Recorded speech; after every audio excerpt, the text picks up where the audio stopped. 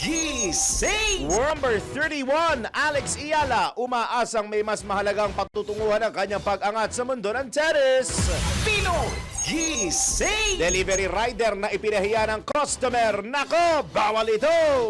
Pinoy Gising! Totoo nga bang nakakatulong ang paglalaro ng strategy-based games para sa memorya ng mga elderly people? Mamaya, let's prove it!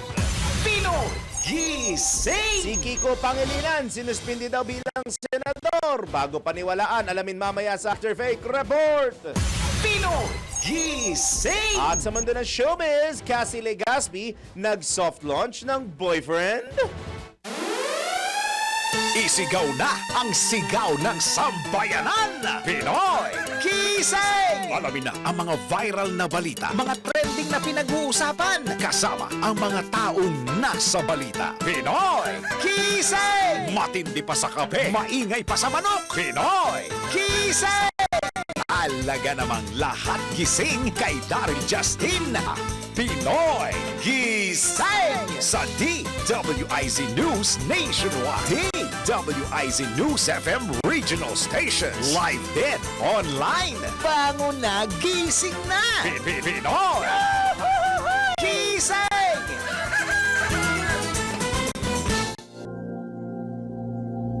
Ay, malumanay po tayo ngayong Miyerkules ng umaga. Tayo po ay kalmado lang this Wednesday morning. Ayun. Isa pong malumanay na umaga sa inyo mga kababayan sa Luzon, Visayas, Mindanao. Bakit parang may ginagaya ako mga reporter? Iba ang modulation ng bosses. Kailangan niya yung early na ito. Kalmado pa lang po tayo. Dahil mamaya maingay na ang lahat. Papayag, mawala ka muli. Hala, bakit? Di na ko papayag Na? na muli mabawi. Nababawi. Ating kalayaan. Ay, oo nga pala.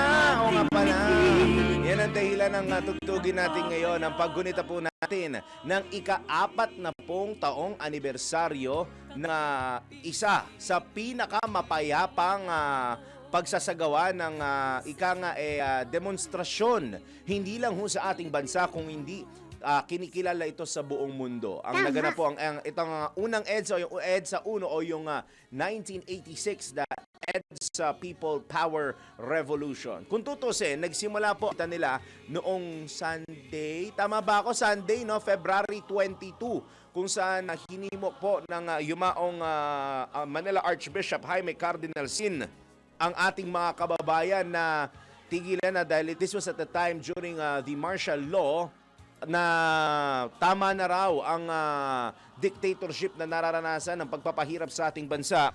Kaya hinikayat po ng dating ng yumaong Arsobispo ng Maynila, Jaime Cardinal Sin, na magtungo po sa EDSA ang ating mga kababayan, iparinig, ipagsigawan ng mapayapa ang ating hinaing na gusto natin ng demokrasya, gusto natin maibalik ang kalayaan sa ating bayan. At nagkaroon naman ng conclusion ang pagsasagawa ng EDSA People Power Revolution sa 25 ng buwan ng Pebrero noong taong 1986. Ayun. Kung saan sabi ng karamihan sa atin na nakamit po natin muli ang kalayaan po natin bilang mamamayang Pilipino, bilang isang bansa noong ay naipatalsik na ika nga ang dating namumuno sa ating bayan.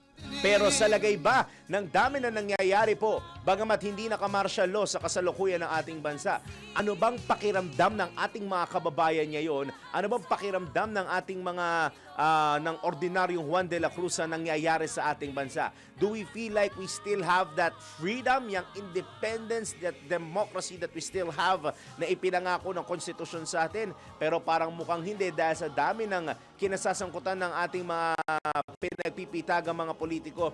Kailan ba talaga natin makakamit ang tunay at totoong kalayaan sa ating bansa? Sige.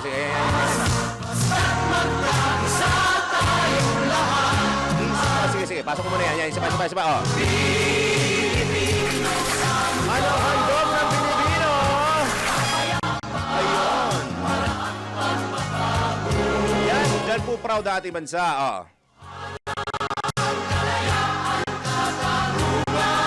Ano pa?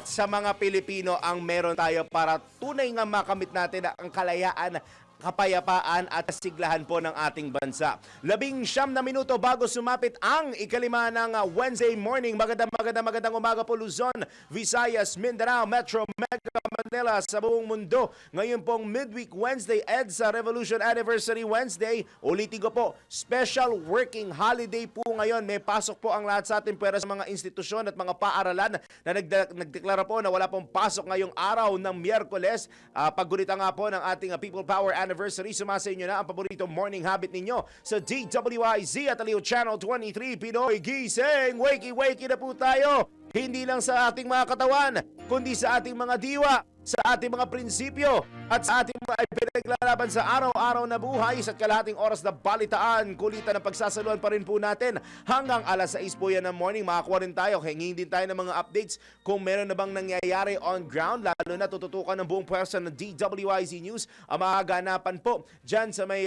EDSA Shrine at lalo na po sa may EDSA People Power Monument kung saan inaasahan po natin na magkakaroon po o mangyayari po ulit ang ikatlong bahagi ng tinatawag pa nilang trillion peso march, yung kanilang kilos protesta kontra sa accountability o laban po sa korupsyon sa ating bansa, kung saan hinihiling pa rin po natin mga kababayan ng accountability, ang justice and para po sa lahat. Ako po nyo mga kasama ngayong morning ng Wednesday. Sa All of Light po tayo ngayon. Ako po si Daryl Justin.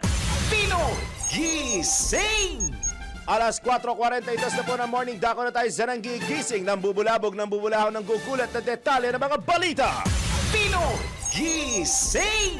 Iginugunita po ngayong araw ang ika-40 anibersaryo ng EDSA People Power Revolution, kung saan napatalsik sa pwesto si dating Pangulong Ferdinand Marcos Sr. Tapos ang 2 dekadang panunungkulan. Matatanda ang nag-ugat ang malawakang kilos protesta noong 1986 matapos ang hinihinalang pandaraya ni Marcos sa snap election na naipanalo ni Cory Aquino. Nagsimula po ang pagdagsa ng tao matapos manawagan si dating Manila Archbishop Jaime Cardinal Sin sa publiko na suportahan ang mga bumaligtad na opisyal ng administrasyon tulad din na yumaong Juan Ponce Enrile at yumaong dating presidenteng Fidel V. Ramos. Natapos ang sigalot sa panunumpa ni Aquino bilang Pangulo sa Club Filipino at ang pagtakas ng pamilya Marcos papuntang Hawaii. Ngayong taon nakasentro ang paggunita sa EDSA Revolution sa patuloy na panawagan sa pananagutan bunsod ng mga maanomalya at guni-guning flood control project sa administrasyon ni Pangulong Ferdinand Marcos Jr. Pinoy Gising! Sa kaugnay na balita po, asahan na ang mabigat na daloy ng trapiko ngayong araw sa ilang kalsada sa Quezon City dahil sa anibersaryo po ng EDSA People Power Revolution. Ayon po sa pamahalaang lungsod, asahan na ang mabigat na daloy ng mga sasakyan sa paligid ng EDSA People Power Monument. Simula po mamayang alas 8 ng umaga, kabilang ang EDSA, Katipunan, Ortigas Avenue, White Plains Avenue at Temple Drive. Nagpatupad naman ang zipper lane sa White Plains Avenue sa pagitan ng EDSA at Katipunan simula alas 9 kagabi hanggang mamayang alas 6 ng morning. Pansamantala ring isasara ang White Plains Avenue sa araw po ng aktibidad. Mamaya po yan, ngayong araw po yan, simula alas 6 mamaya pong morning. Mananatili naman nakaantabay ang mga tauhan ng Traffic and Transport Management Department, Department of Public Order and Safety, Task Force Disiplina, Quezon City Police District at Metropolitan Manila Development Authority o MMDA para sa mga motorista. Pinoy Gising! Maya makikita din naman natin at sa mga nakatutok po sa Aliw Channel 23, DWIZ News TV at sa ating mga live streaming sa social media platforms natin, every now and then nilalabas naman natin ng ating DWIZ traffic camera para manatiling updated mo kayo sa tulong po yan ng ating mga kapatid mula sa MMDA Metro Base para malaman po ang latest traffic situation. Ibibigay din po namin yan as it progresses, lalo na bandang umaga hanggang maghapon po simula morning hanggang mamayang gabi kung saan inaasahan niya magkakaroon ng kaliwat ka ng mga programa para po ita ng EDSA People Power Anniversary at the same time ang gaganapin pong trillion peso march. Tuloy ang mga balita! Pinoy Gising! Sa iba pa natin mga balita sa oras na ito, lumarga na ang ikalawang sesyon ng Confirmation of Charges hearing sa mga kasong kinakaharap ni dating Pangulong Rodrigo Duterte sa International Criminal Court. Naunang iprinisinta ni ICC Prosecutor at Trial Lawyer Edward Jeremy sa submission of merit sa mga anyay pagpatay kina dating Albuera Leyte Mayor Rolando Espinosa, City Mayor Reynaldo Parahinog at ang 17 anyos sa si Kian De Los Santos noong kasagsagan ng war on drugs ng Administrasyong Duterte. Inilatag po ni Attorney Jeremy ang mga detalye ng mga nasabing insidente kalakip ang mga video clip ng mga pahayag ni dating Pangulong Duterte sa mga press conference kung saan tila nagbabanta ito na ipapapatay si Rapanohinog at Espinosa. Gayun din ang malagim na sinabi ni De Los Santos na nooy sinabing nanlaban sa operasyon ng mga pulisya. Binigyang diin ng prosekusyon ang kaso ni Kian ay isang malino na halimbawa sa maling naratibo ng salitang nanlaban na ginamit upang mapagtakpan ang mga patay sa ating bansa. And on the evening of the 16th of August, in the midst of this killing spree, perhaps at the same time as Mr. Duterte's speech in Bulacan, a 17-year-old child named Kian De Los Santos was murdered in Caloocan, the location of which is marked on our screens. And this is charged incident 30. As usual, the police claimed that Kian De Los Santos shot at them and they were forced to shoot him dead in self-defense. Another victim for his death. As set out in our brief, paragraph 133, this account is contradicted by CCTV footage showing police dragging the child across the ground, and other evidence shows that after pleading for his life, he was shot twice in the head. And the next slide is a graphic image, Your Honours, and that's tab 151.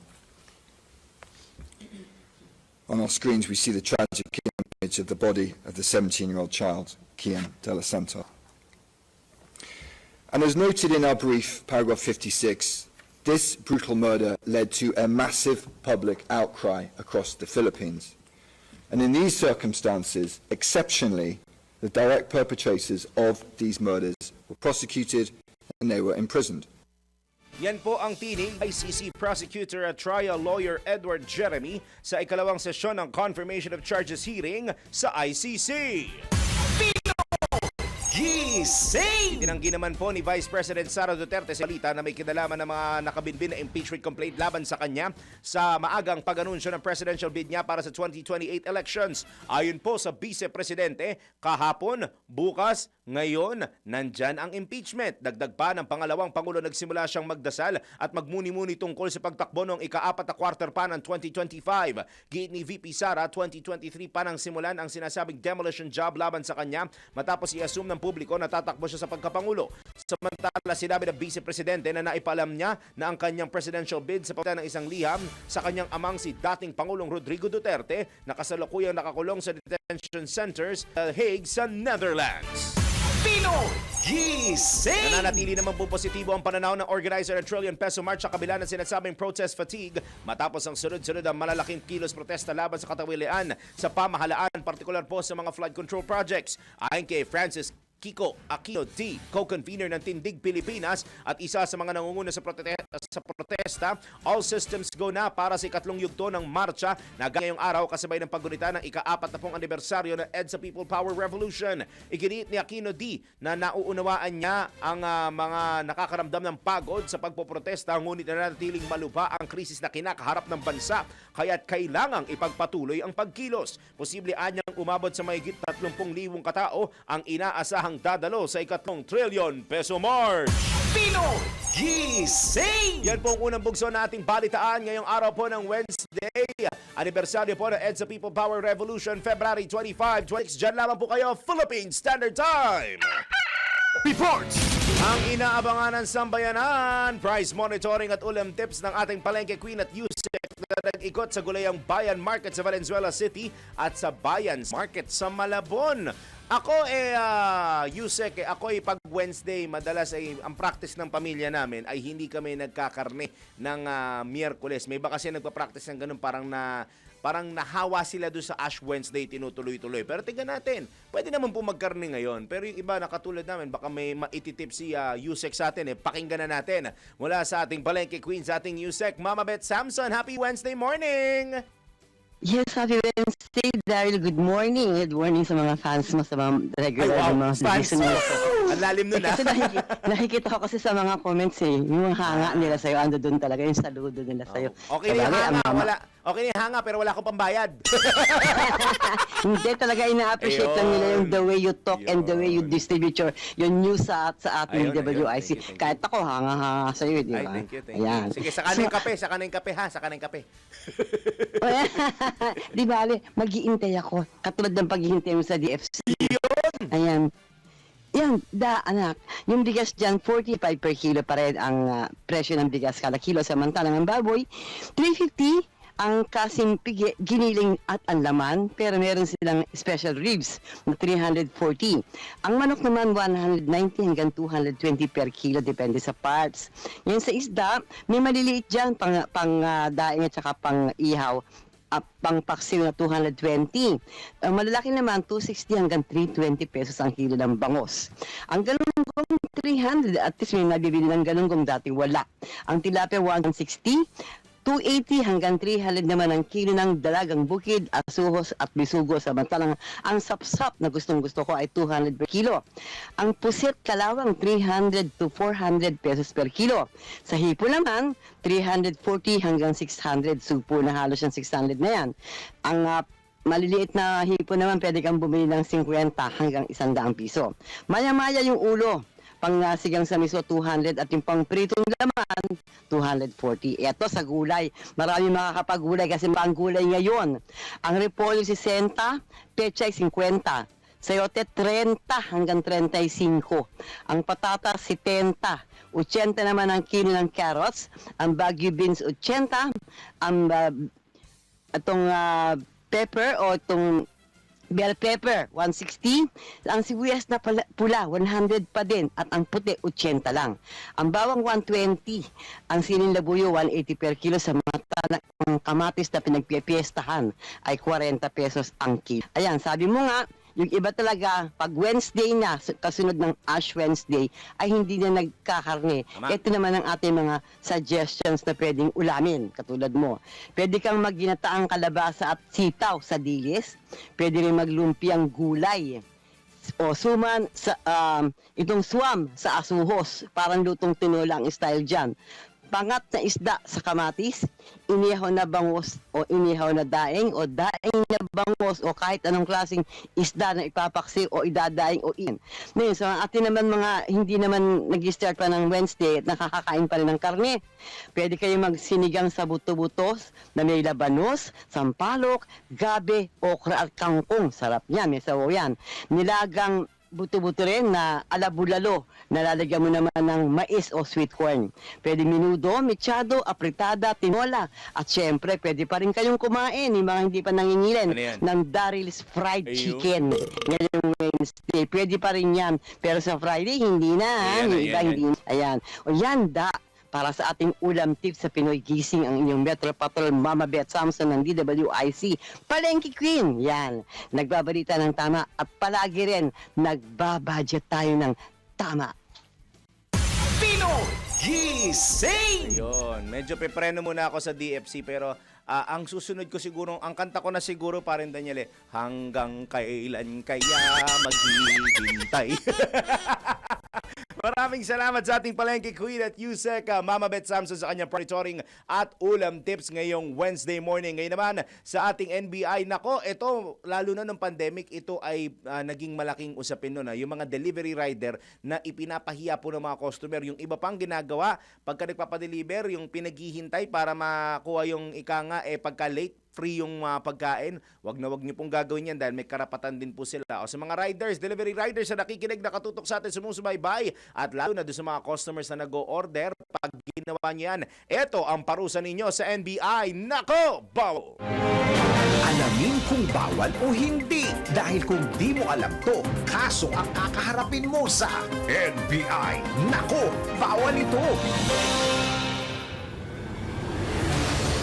Delivery rider na ipinahiya ng customer? Nako, bawal ito. Hassle-free na ngayon dahil pwede ka na magbayad ng bills, umorder ng pagkain at mag-shopping online. Ihahatid pa mismo sa bahay nyo ang mga in-order mo ng delivery rider. Pero paano kung mali ang na-deliver sa'yo at dahil sa inis, gusto mo at hinamak ang rider? Nako, alam mo bang labag sa batas yan? Ang paghamak sa ibang tao, lalo na sa pampublikong lugar, ay maaaring makasuhan ng oral defamation o slander. Ayon sa Article 358 ng Revised Penal Code, ang oral defamation o slander ay ang anumang klase ng paninirang puri sa pamamagitan ng salita kung saan ang isang tao ay maaaring mapahiya. Kung minura-mura naman ang rider, ito rin ay may kaparusahan, lalo na kung ang customer pala ang may kasalanan. Ayon sa batas, ang sinumang customer na mamahiya rider ay maaaring magmulta ng 20,000 piso o kaya na may makulong ng hanggang 30 araw. Sa mata ng batas, customer is not always right, kaya huwag kang bida-bida at manghamak ng iba kung ayaw mo masabihan ng, "Nako, bawal ito." Pinoy Gising! Magandang paalala mula kay Gargar. Angela Baño, huwag kang bida-bida. Ayun, ang lupit na paalala niya sa ating showbiz news. Cassie Legaspi nag-soft launch ng boyfriend. Alamin natin kung na-soft launch na ba talaga yan. Mananton! Mga latest na pinag-uusapan, mga latest na pinagchichismisan. Pinoy Gising! Showbiz Spotted!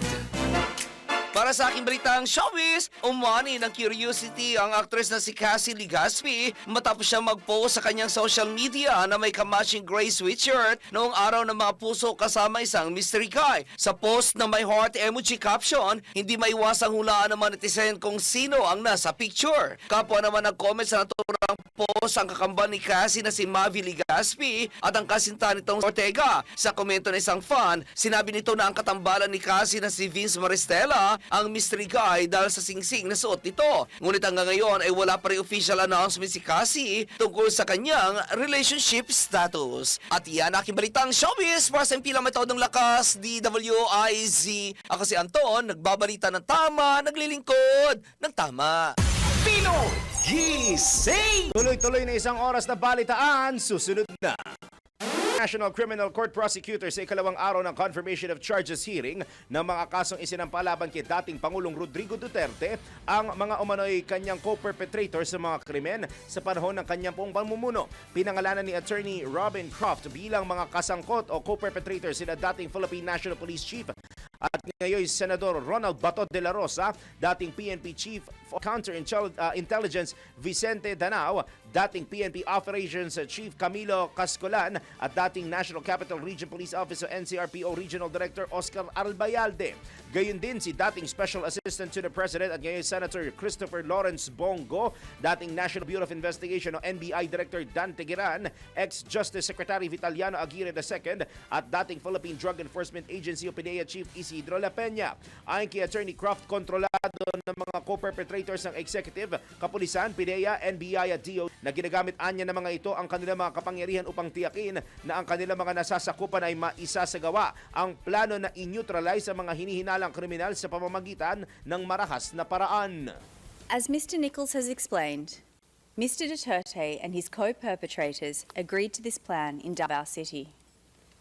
Photos of the co-perpetrators in Davao City are displayed on your screens. They're a combination of trusted police officers, an individual from Mr. Duterte's mayoral office, an officer from the National Bureau of Investigation in Davao Region, and a lawyer who acted on behalf of certain members of the Davao Death Squad. In 2016, when Mr. Duterte became president, the members of the Common Plan remained largely the same. They were joined by a further two individuals, a senior police officer and a long-time colleague of the group from Davao City, who had worked with the DDS before the jurisdictional period. I will take your honours through some of the evidence which shows both the scope of the common plan and the co-perpetrators' agreement to. Yan po ang tinig ni ICC Prosecutor Robin Croft sa pagdinig ng ICC. Pinoy Gising! Kumpiyansa naman po si dating Senator Antonio Trillanes IV na 100% substantial ang ebidensyang hawak ng prosecution ng International Criminal Court o ICC at magpapatuloy sa trial ang kaso ni dating Pangulong Rodrigo Duterte. Ito ay matapos ang dinig ng confirmation of charges ng dating Pangulo nitong Lunes. Paliwanag ng dating Senador, naglalabas lamang ng arrest warrant ang ICC prosecution kapag nakamit nila ang threshold of certainty of conviction. Anya, hindi sila maglalabas ng warrant of arrest kung hindi kumpletong ebidensya para makonvict ang nasakdal o nasasakdal. Para sa dating senador, handang-handa ang prosekusyon sa mga ebidensyang inihain nito. Git pa nito, nakatuon ang depensa ni Attorney Nicholas Kaufman sa mga pahayag na purong pamumulitika. Anyay, ito'y isang taktika na umaakit ng damdamin at hindi tumutugon sa mga ebidensyang ipinakita ang prosekusyon. Pinoy Gising! Umapela naman po si Senator Christopher Lawrence Bongo sa mga Pilipino na panatilihin ang pagiging mahinahon, pagtitiwala sa proseso ng batas at huwag mawalan ng pag-asa. Ito'y sa gitna ng pre-trial hearing ng International Criminal Court hinggil sa mga kaso ni dating Pangulong Rodrigo Duterte na may kaugnayan sa madugong war on drugs. Batay sa social media post ni Senator Go, nanawagan siya na ipagdasal ang kalusugan, kaligtasan at kalayaan ng dating Pangulo. Iginit din ng mambabatas na ang pagkakaisa at pananampalataya ang magdaan upang masilayan ang tunay na katotohanan. Matatandaang si Senator Go na tulad ng nagtatago na si Senator Ronald De La Rosa ay kabilang sa tinukoy ng ICC na co-perpetrators ni Duterte sa mga krimen kaugnay sa war on drugs. Pinoy Gising! 10 minuto na po, 10 minutes na makalipas ang alas 5 na magandang Wednesday morning! Yahoy! Mariing pinabulaanan ni House Deputy Speaker Paulo Ortega V na may basbas ni dating House Speaker Martin Romualdez o ni House Speaker Faustino D. III ang ika-4 na impeachment laban kay Vice President Sara Duterte. Kasunod ito ng ipinalutang ni Navotas Representative Toby Tiangco na si Romualdez ang may gustong magsampa ng reklamo kontra sa Vice Presidente. Binigyang diin ni Ortega isa sa mga endorser ng ika-4 na reklamo na walang kinalaman sina Romualdez at hindi sila ang nasa likod ng reklamo. Nilinaw din ni Ortega na walang kinalaman si Speaker D sa naturang impeachment complaint dahil desisyon niya at ni Manila Representative Bienvenido Benny Abante Jr. ang pag-endorso ng reklamo na isinampa ni Attorney Nathaniel Cabrera dahil nakita na ng matibay sihan nito. Hinamon naman ni Ortega si Tiangco na patunayan ang kanyang mga paratang laban kay Romualdez. Pinoy Gising! Kamara pa rin pag-uusapan natin, kumpiyansa po si House Deputy Minority Leader at ACT Teachers Party List Representative Antonio Tino na magpapatuloy ang proseso ng impeachment laban kay Vice President Sara Duterte at mataas ang posibilidad na makakuha ito ng suporta mula sa mga kapwa kongresista. Ayon kay Congressman Tino, malinaw na ang pamumulitika ng Vice Presidente at ang taktika nito ay para magpaawa sa harap ng mga napipintong pag-usap kaharap ng mga reklamo. Dagdag pa ng mambabatas, hindi matitinag ang panawagan ng taong bayan na mapanagot si VP Sara sa questionableng paggasto sa 612.5 million pesos na confidential funds kung saan 125 million pesos dito ay winaldas sa loob lamang ng 11 araw noong taong 2022. Naniniwala rin si Congressman Tino na magtutuloy ang impeachment ng Vice Presidente at ang pagtakbo nito sa 2028 presidential race ay hindi tatalab at makakaapekto sa suporta ng nakararaming kongresista na siya ay ma-impeach. Pinoy Gising! Sa pagpapatuloy po na iba pa natin mga tampok na balita, 18 ex-Marines ang nag-ulat na sila ay inatasang maghatid ng humigit kumulang na 800 bilyong piso sa mga hindi pinangalanang opisyal ng gobyerno. Ayon sa press conference ay sinagawa po sa Club Filipino, sinabi ng abogado na si Attorney Levito Levi Baligod na hawak nila mga dokumento at affidavit na naglalarawan sa umano'y paghahatid ng mga maleta at bag na puno ng pera sa iba't ibang opisyal ng bansa. Binanggit din na inatasan ng dating Marines na palitan ng 2 milyong dolyar o humigit kumulang 100 milyong piso at angkinin para sa mga investigador ng International Criminal Court habang sila nasa bansa at ihatid kay dating Senador Antonio Trillanes IV. Paglalahad pa ng grupo, bilyong pisong delivery ang kanilang itinatransfer sa ilalim ng utos ng security forces na dati nilang pinagsisilbihan sa ilalim ng mambabatas na si Zaldico. Ating komputasyon po lamang, base sa sinasabi nila, ay umaabot na po ng 805 billion pesos. Ang na-deliver, umaabot ng 805 billion pesos. Nung Napoles, tens of millions lang o billions, no? Pero ngayon, trilyones. Yan po ang tinig ni Attorney Levito Levi Baligod. Pinoy Gising! Naglabas ng pahayag ang Armed Forces of the Philippines tungkol sa mga pahayag na ginawa ng isang pribadong abogado sa isang press con na may kinalaman umano sa mga miyembro ng Philippine Marine Corps. Ayon sa AFP, ang mga nasabing pahayag ay mga alegasyon at kailangan pa ng tamang legal at investigatibong proseso upang masuri ng mga otoridad bago magpatuloy ang anumang aksyon. Nagbigay din ng AFP ng babala laban sa paggamit ng media para magpalaganap ng mga hindi tiyak na impormasyon. Hinimok din ng ahensya ang lahat ng mga tao na sundin ang tamang proseso at huwag basta magkalat ng mali balita. Kasabay nito, nanawagan naman sa publiko ang AFP na tiyakin na ang mga pahayag na inilalabas ay dumaan sa tamang pagsusuri ng mga otoridad. Pinoy Gising! Nakasalalay naman po sa House Committee on Justice ang desisyon kung sisimulan na sa susunod na linggo ang pagdinig hinggil sa 4 na impeachment complaints laban kay Vice President Sara Duterte. Ito'y matapos maisama sa order of business at ma-refer ng plenaryo ang mga reklamo sa Justice Committee na pinamumunuan ni Batangas Representative Jervil Luistro. Ayon kay mamamayang Liberal Party List Representative Leila de Lima, isa sa mga nag-endorso ng ikalawa at ikatlong impeachment complaint, hindi na nila inaasam ng fast track o mabilisang paraan upang agad na maiakyat sa Senado ang mga reklamo laban sa Vice Presidente. Dagdag pa ni Representative de Lima, tugon na rin ito sa desisyon ng Korte Suprema na idaan muna sa Justice Panel ang mga impeachment complaint para timbangin at tukuyin ang bigat ng mga alegasyon laban po sa Vice Presidente.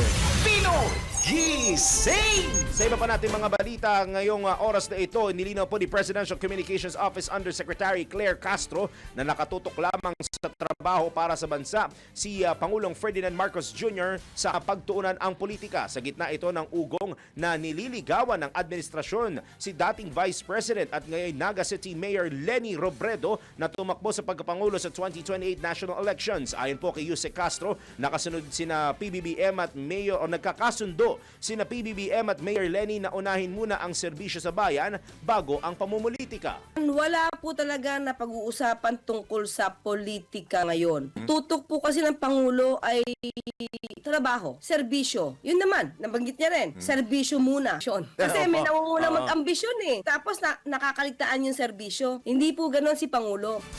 Samantala, iginiit ni Yusek Castro na walang halong politika ang pagbisita ni Pangulong Marcos sa Naga City bagkus bahagi ito ng serbisyo publiko, partikular ang pag-iinspeksyon sa mga flood control projects sa lungsod. A politician thinks of the next election. A statement thinks of the next generation. Ang Pangulo, inaayos yung problema sa baha, kahit papano, unti-unti, na hinayos nung nakaraan. Hindi pinaimbestigahan na maanumalya mga flood control projects at mga ghost projects na to nung nakaraan. Kaya sabi natin, tumawid pa eh. Yung mga na-pamper sa build noon, tumawid sa panahon ni Pangulong Marcos Jr. At nung naramdaman ni Pangulong Marcos Jr. na teka lang, may mali, he has started to have everything investigated. Yan po ang tinig ni Presidential Communications Office o PCO Undersecretary at Palace Press Officer Yusek Claire Castro sa pareham ng DWIZ.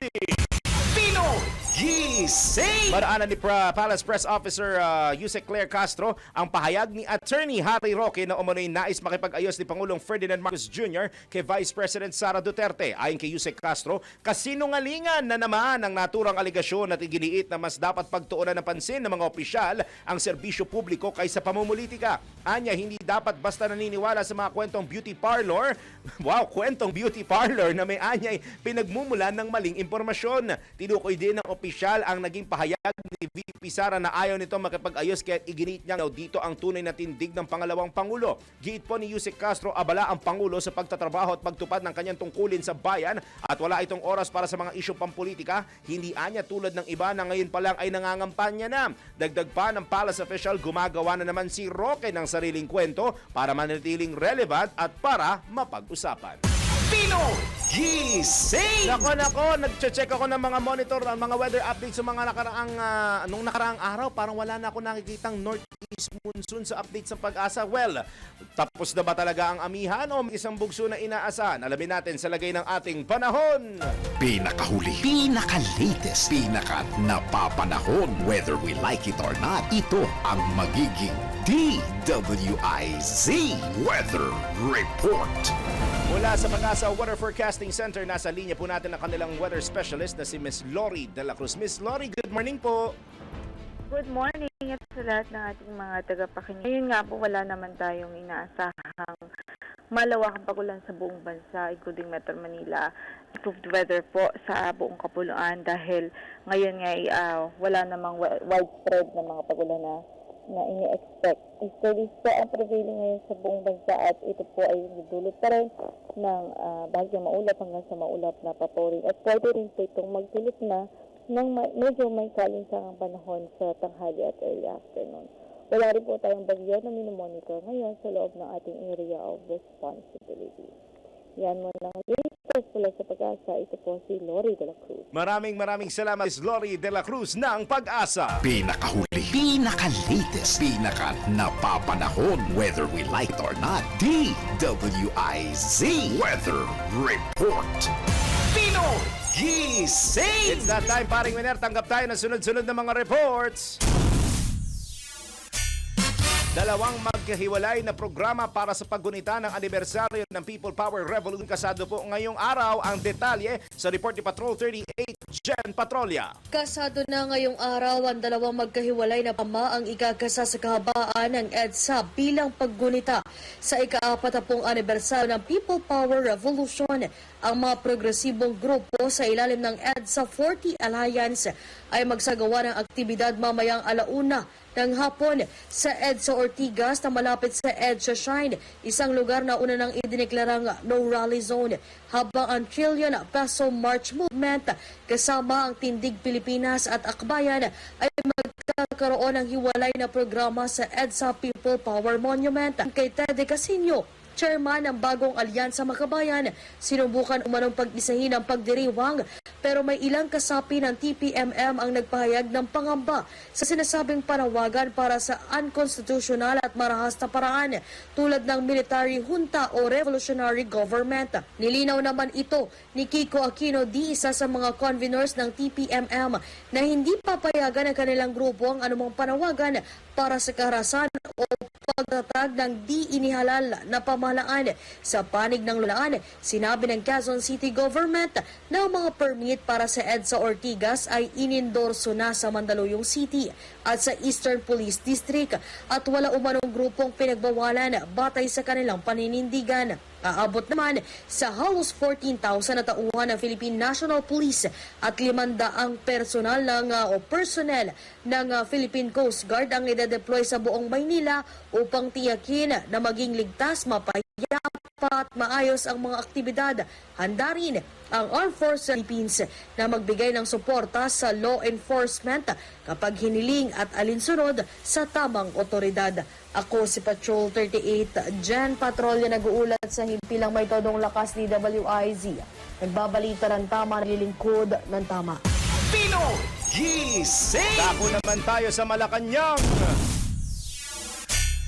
Tagumpay ni Manny Pacquiao, muling kinilala ni PBBM. Ang report mula kay Patrol 13, Gilbert Perdes. Halos walang mapaglagyan ang paghangat pasasalamat ng Ferdinand Marcos Jr. kay People's Champ Manny Pacquiao. Kahapon na personal na iniabot ni Pacquiao kasama si Pangulong Marcos ang ilang memorabilia sa National Philippine Sports Commission sa Pasig City. Kabilang dito ang dalawang trunks na ginamit niya sa dalawang magkaibang laban na pareho niyang napanalunan at isang championship belt. Sinabi ng Pangulo na ang mga memorabiliang ito ay simbolo hindi lamang na naging paglalakbay ni Pacquiao sa landas ng tagumpay sa kanyang boxing career, kundi pagpapakita rin ng paghanga ng buong mundo sa pagkakaroon ng isang walang katulad na kampiyon. Sinabi ng Pangulo na ang simbolong ito ay magsilbisan ng inspirasyon sa marami pang mga Pilipinong atleta para ipagmalaki ang kanilang pagiging Pinoy. Patrol 13, Gilbert Perdes para sa himpilang may totong lakas. DWIZ, nagbabalita ng tama, naglilingkod ng tama. Kapag may bagong balita, naka-on air, agad-agad, DWIZ Patrol Report! Ngayon naman po sa mga nakabasa ng mga claims online na sinuspindi raw po si Kiko Pangilinan bilang senador. Bago po paniwalaan yan o panoorin, alamin muna natin, tulungan ko kayong alamin kung yan ba ay fact or fake. Mainit pa rin ang tensyon sa Senado, lalo't kabakailan pinag-uusapan ng mga issue, lalo't higit sa mga naging pahayag ng Chinese Embassy sa mga pinuno ng ating bayan.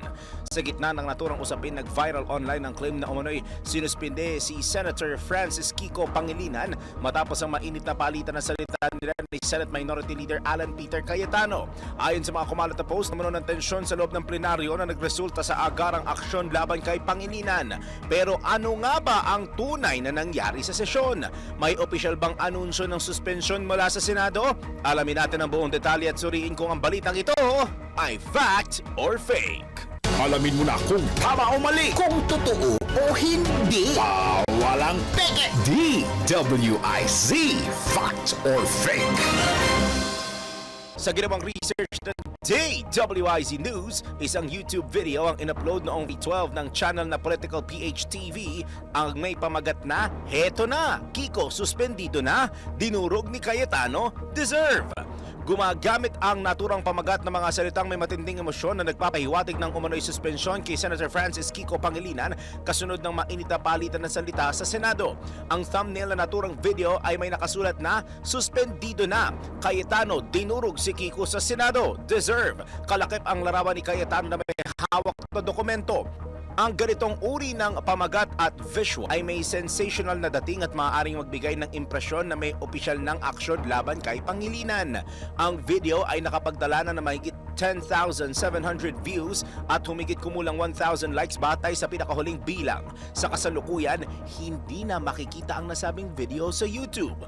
Pero ang claim na suspended si Senator Kiko Pangilinan ay fake. Hindi sinuspinde, sinanction o inalis si Pangilinan sa Senado. Taliwas sa kumakalat na claim online. Sa plenary session noong February 9, beses pansamantalang isinuspinde ang pagdinig matapos ang mainit na palitan na salita ni Pangilinan at Cayetano sa interpellation ng proposed Senate Resolution No. 256. Gayunman, walang record sa Senado na nagpapakita na may ipinato na parusa laban kay Pangilinan. Ipinagpatuloy niya ang kanyang partisipasyon sa sesyon at nananatili siyang sponsor ng resolusyong tinatalakay. Para sa Fact or Fake, Daryl Justin, nagbabalita ng tama. Tuloy-tuloy pa rin po mga balita sa Pinoy Gising sa DWIZ at Aliw Channel 23 sa oras po nating alas 5:29 ng morning. Tanggap ulit tayo ng sunod-sunod na mga reports. DENR naglabas ng cease and desist order laban sa Rodriguez landfill matapos po ang trash slide. Nagbabalik si Patrol 38 Jen Patrolya. Naglabas ng cease and desist order ang Department of Environment and Natural Resources Environmental Management Bureau Calabarzon laban sa Green Liquid Waste Management Incorporated Sanitary Landfill sa Barangay San Isidro, Rodriguez, Rizal matapos ang malawakang trash slide noong Pebrero 20. Ayon sa investigasyon, aabot sa 420,000 cubic meters ng basura ang gumuho mula sa active tipping area na sinasabing tumabon sa 3 heavy equipment. Isang katao o isang tao ang kumpirmadong nasawi habang 2 pa ang nawawala sa klaw ng kautusan ng Phase 5 ng landfill na may lawak na hektarya. Pinatitigil din ang lahat ng operasyon sa nabanggit na lugar maliban sa retrieval, slope stabilization at iba pang remedial measures upang maiwasan ang panibagong pagguho. Sa follow-up inspection, natukoy ang ilang operational lapses, pagguho sa active area, mabahong amoy mula sa kalantad na basura at bitak sa katabing bahagi ng posibleng magdulot ng panibagong collapse. Inatasan ng kumpanya na magsutalyadong ulat sa loob ng 5 araw at dumalo sa technical conference ngayong araw. Kung hindi ito sisipot, maaring umanong magpatuloy ang kagawaran sa kaukulang legal na aksyon. Patuloy namang minomonitor ng DENR EMB Calabarzon ang lugar upang matiyak ang agarang rehabilitasyon at pagsunod sa environmental standards. Ako si Patrol 38, Jen Patrolya nag-ulat sa himpilang may todong lakas DWIZ, nagbabalita ng tama, naglilingkod ng tama. Pinoy Gising! Balik po tayo ng Malacanang.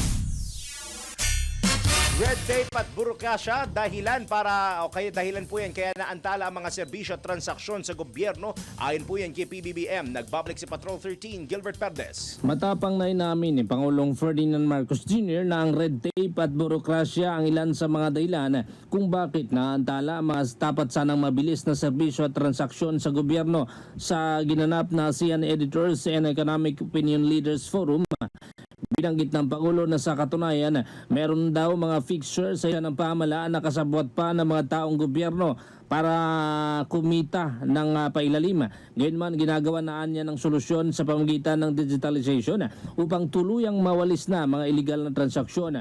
Naniniwala ang Pangulo na ang digitalization ang susi para gawing mas madali, mas mabilis at walang bahid korupsyon ang pakipagtransaksyon sa pamahalaan. Patrol 13 Gilbert Perdes para sa himpilang may todong lakas DWIZ ng Nagbabalita ng tama, naglilingkod ng tama. Kapag bagong balita, naka-on air, agad-agad, DWIZ Patrol Report. Ngayon naman, tanggap tayo ng ulat mula sa ating Metro Patrol. Bagong Public Safety Center, pinasinayaan po yan sa Valenzuela. Narito ang detalye mula kay Kuyang Danny Cruz. Kuyang Danny, good morning! Yes, good morning. Formal ng pinasinayaan ng pamahalang lungsod ng Valenzuela ang bagong Valenzuela Public Safety Center na matatagpuan sa Barangay Kanumay West. Kasabay ito ng pinapagdiriwang ng ika-28 anibersaryo ng cityhood ng lungsod. Ayon kay Mayor Wes Gatchalian, layunin ng mga makabagong pasilidad na pag-isahin sa iisang lokasyon ang mahalagang unit na nagpapatupad ng kapayapaan at kaayusan, kabilang sa bagong opisina ng BFP Fire District 2 Headquarters, NPD Forensic Group at PNP Anti-Cybercrime Group. Sinabi ng alkalde ng pamahalang lungsod na makatutulong ang sentrong ito upang mapabilis ang koordinasyon ng mga ahensya, mapahusay ang kakayahan sa emergency response at maisagawa ang mabilis na investigasyon. Ito ay upang mas mapatatag ang serbisyong pangkaligtasan para sa mamayan. Sinabi ni Mayor Gatchalian ng mga proyektong ito'y bahagi ng patuloy na pangako ng lokal na pamahalaan na tiyakin ng seguridad at mabigyan ng proteksyon ang bawat pamilyang Valenzuelano. Metro Patrol, Danny Cruz, ng may todong lakas, DWIC, nagbabalita ng tama, naglilingkod ng tama. Gising! Mula Valenzuela, tawid tayong Navotas. Navotas City Mayor dumalos sa Malacanang para makiisa sa paglungsad ng programang Sa Bagong Pilipinas, Bawat Bayan Makikinabang. Detalye po mula kay Mama Beth Samson. Ibinalita ni Navotas City Mayor John Ray Chanco ang kanyang pagdalo sa Malacanang para makiisa sa paglungsad ng programang Sa Bagong Pilipinas, Bawat Bayan Makikinabang. Sinabi ni Chanco na nito agad na ibababa sa mga lokal na pamahalaan kabilang ang Navotas ang 2026 Local Government Support Fund na nagkakahalaga ng 57.87 billion pesos. Ito anya ay para maging mabilis ang paghatid ng mahalagang serbisyo at prioridad ng mga programa.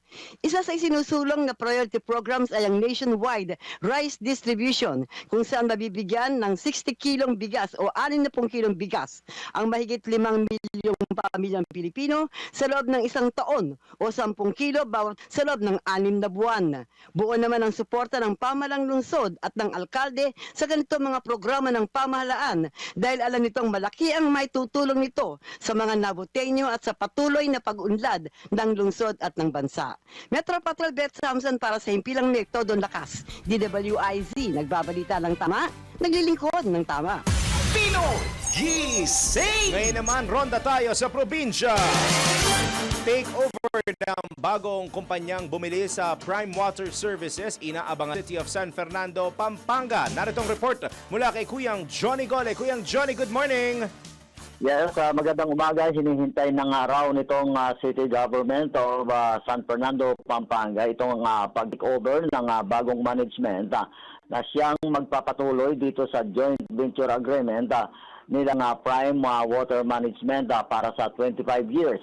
Ayon dito sa ulat, pinagbili na nitong Prime Water sa Lucio Colid Crystal Bridges Holding Corporation ang kanilang Prime Water Services.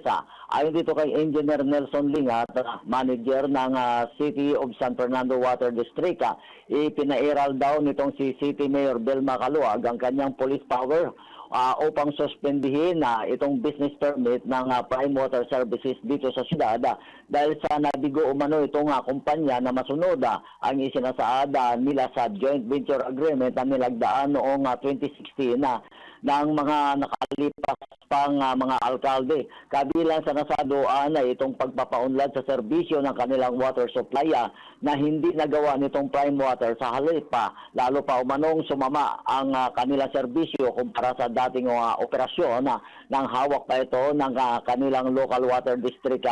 Ang masama pa ay itong pagpataw ng mas mataas na singil umano ng kanilang serbisyo sa kabila ng umanyong hindi naman magandang pagpapatakbo nito sa supply ng tubig para dito sa halos sa 3,000 o 300,000 dito sa siyudad ng San Fernando sa loob ng ilang taon bago ang hakbang nitong si Mayor Luaga. Humingi daw muna ito ng legal advice sa Local Water Utilities Administration o LUWA na sa ginawa niyang hakbang. Ito naman ay dahil sa reklamo na ng mga mamayan at mga negosyante maging ang ekonomiya daw ng siyudad ay halos naapektuhan na ng husto sa hindi maayos na serbisyo nitong prime water services dito sa siyudad. Mula dito sa lalawigan ng Pampanga, ito si Central Luzon Patrol Negole para sa Pila May Todo Lakas DWIC, nagbabalita ng tama, naglilingkod ng tama. Pinoy Gising! Dako naman tayo sa Calabarzon. SK Chairman sa Laguna na nag-viral sa issue ng pagkain sa isang convenience store. Nagbitiw na po sa tungkulin. Ang report mula kay Kuyang Arman Gambe. Kuyang Arman, good morning.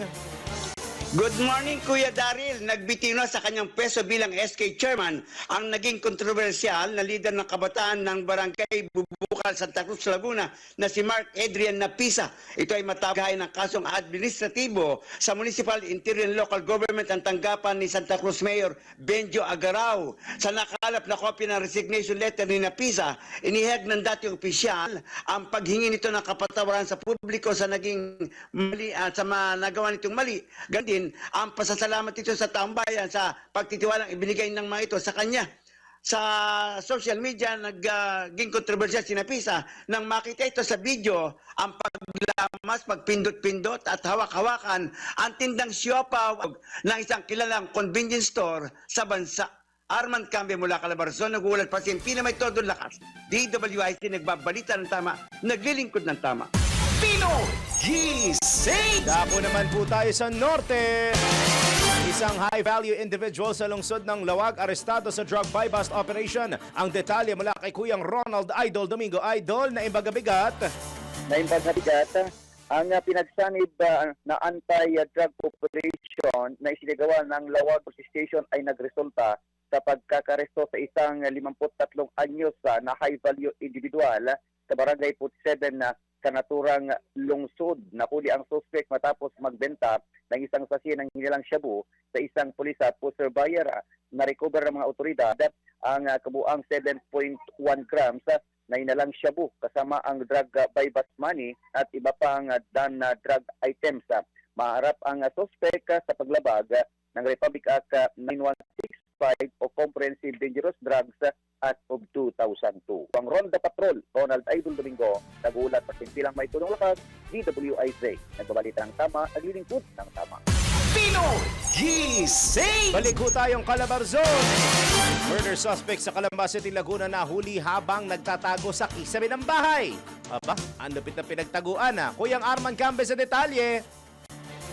Nadakip ng mga pinitiban ng Calamba City Police Station ang #1 most wanted person ng PNP Region 4 Office habang ito nagtatagmi ng kanilang bahay sa barangay Sampiruan na nasabing lungsod.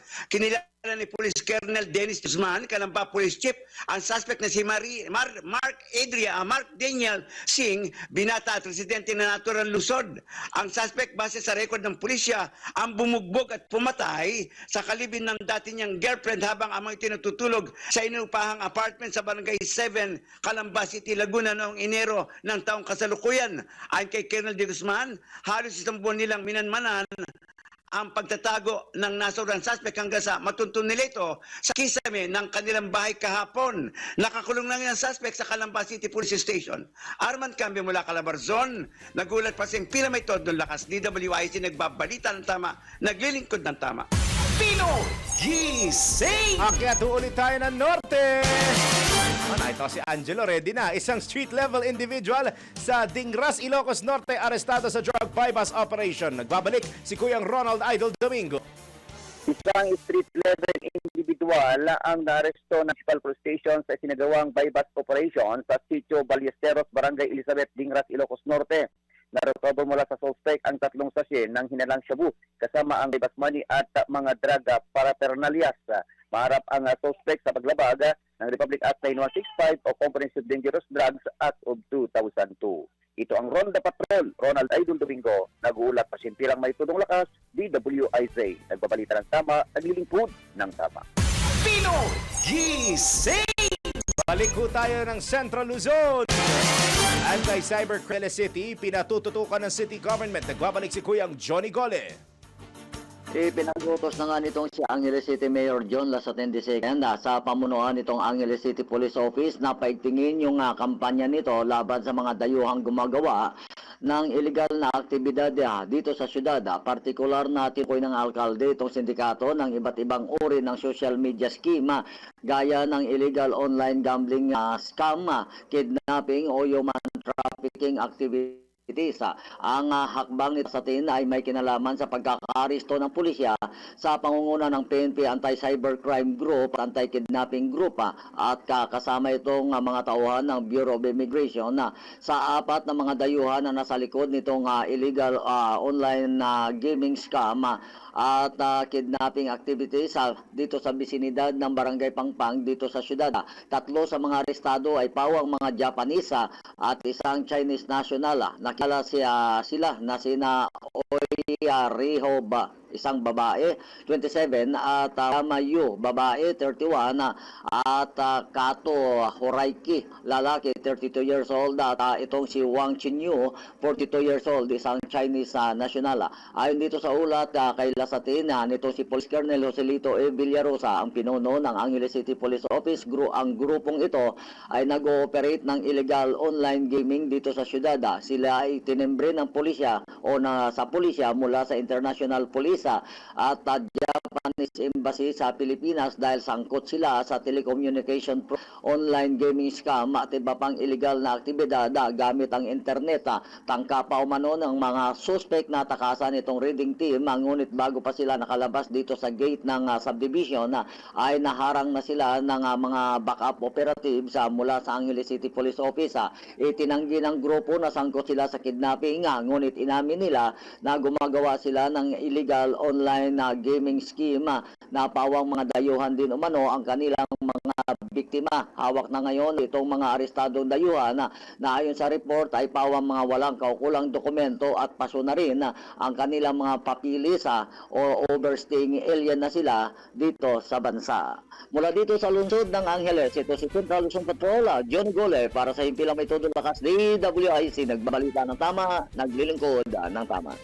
Pinoy Gising! Standby, Philippine Standard Time! Hoy! Pinoy Gising na! Ang tanong, si Marie o si Mike? Alas 5:40 morning, iba pa mga balita sa pagbabalik ng 11 minuto po bago sumapit ang ika-6 na morning. Sa pagpapatuloy po natin, tanggap tayo ng Metro Patrol Report. 2 top most wanted na akusado sa kasong act of lasciviousness at robbery na aresto ng Valenzuela Police. Nagbabalik si Kuyang Danny Cruz. Nasa kamay na ng mga operatiba ng Valenzuela City Police ang 2 top most wanted person ng lungsod. Unang nasa kote sa barangay Gaya-Gaya sa Bulacan, si alias Jed, 44 na taong gulang, residente ng barangay Balangkas. Number 7 ito sa mga wanted na nasa listahan ng Police Valenzuela. Akusado ang suspect sa kasong act of lasciviousness, samantalang matagumpay namang nadakip ang suspect na si alias Joshua, 29 na taong gulang. Akusado naman ito sa kasong robbery, paglabag sa Article 302 ng Revised Penal Code na isilbi ang warrant of arrest na inilabas ng Metropolitan Trial Court Branch 302. Ang operasyon ay Lieutenant Felix Bienes ng Warrant Section. Nasa kote ang suspect sa Barangay Malinta. Ayon kay Police Colonel Joseph Talento, walang makatatakas sa ikinasan nilang follow-up operation. Anya, malayo man o malapit ang pinagtataguan ng mga wanted na ito, patuloy kayong tutugisin ng mga pulis Valenzuela. Metro Patrol, Danny Cruz, nag-uulat sa himpilang may todong lakas. DWIC, nagbabalita ng tama, naglilingkod ng tama. Pinoy Gising! Tayong Calabarzon. Magkapatid sa San Pascual, Batangas, patay sa banggaan na motorsiklo at dump truck. Nagbabalik si Kuyang Arman Cambe. Kapwa namatay ang magkapatid na residente ng San Pascual, Batangas matapos na araruhin ng isang dump truck ang sinasakyan nilang motorsiklo kahapon ng umaga sa Bypass Road, Barangay Banabana ng Bagit na Bayan. Kinilala ang mga biktima sina King Tumalip, 39 taong gulang at ang panganin nitong kapatid na si Joy.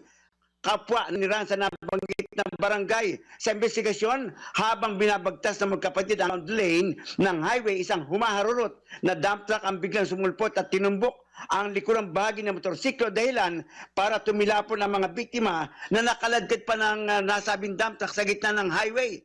Agad na naisugod sa ospital ng magkapatid, subalit kapwa dead on arrival lamang ito. Ayon sa mga doktor, nakakulong na ngayon ang 60 taong gulang na truck driver na naharap sa kasong reckless imprudence resulting to multiple homicides at damage to property. Arman kami mula Calabarzon, nagulat pa kasing pinamay todo lakas. CWIC nagbabalita ng tama, naglilingkod ng tama. Pinoy Gising! Isa pa mula Norte.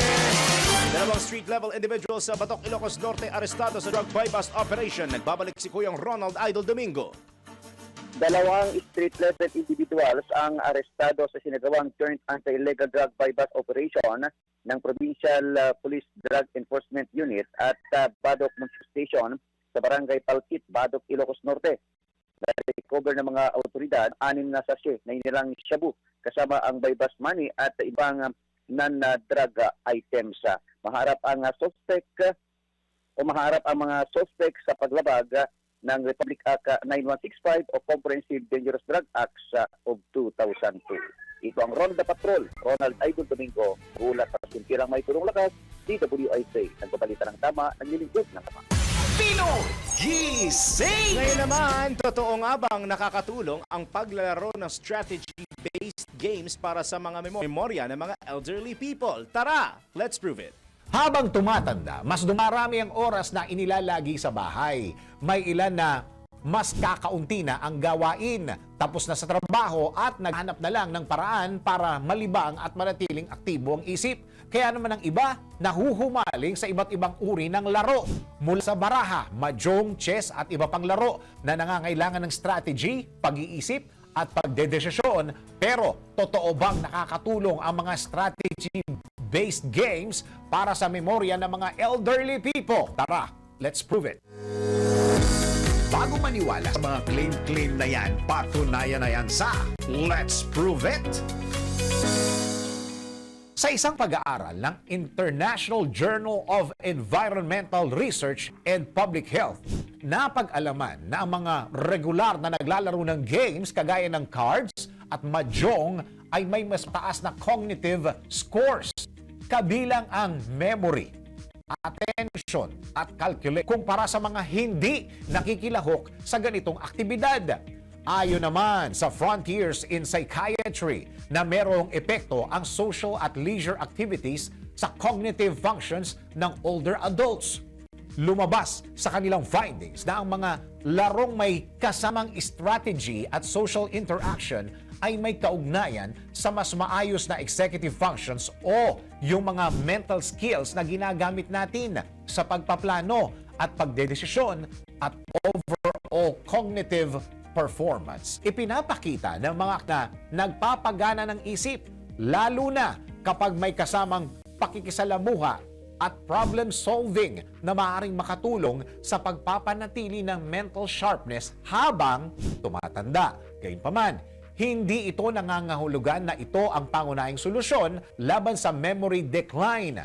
Mas epektibo pa rin ang kombinasyon ng aktibong pamumuhay, tamang nutrisyon, ehersisyo at regular na mental stimulation. Sa madali, ang strategy-based games ay maaaring maging isang paraan para manatiling aktibo ang isipan, lalo na kapag ginagawa ito bilang bahagi ng mas malusog at balancing lifestyle. Pinoy Gising! Sa mundo ng palakasan, ang latest malalaman sa DWIZ Sports News.